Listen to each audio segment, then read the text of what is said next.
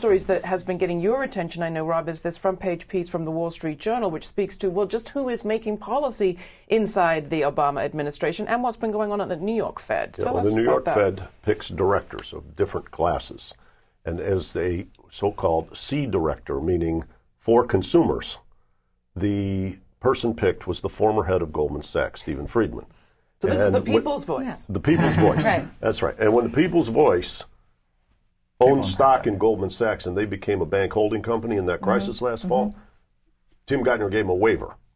And then he bought more shares in Goldman Sachs and was the head of the search committee for picking the next head of the New York Fed. And surprise, surprise, William Dudley, a former Goldman Sachs economist, was named the new head. So you mean at the very same time that Washington is turning itself inside out trying to address Barack Obama's lobbyists' rules, and you have lobbyists for physicians for health care being treated the same way as lobbyists for bankers, and there's some problems there.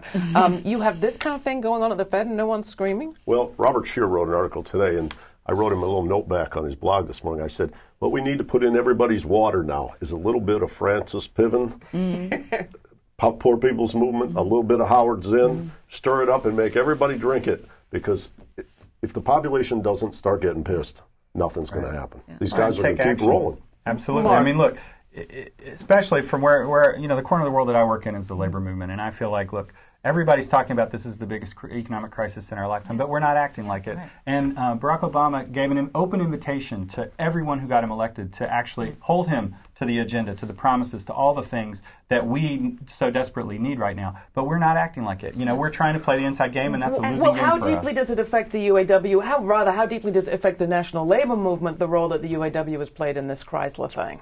Oh, I mean, I think it's just dragging everybody down, because, look, how do you actually make an argument that unions are good for you, that unions are good for America, when you see every night on television like a perp walk of UAW members and the UAW leaders being blamed for the crisis in the auto industry? I mean, how many hundreds of stories were written about workers making $75 an hour, which was complete BS?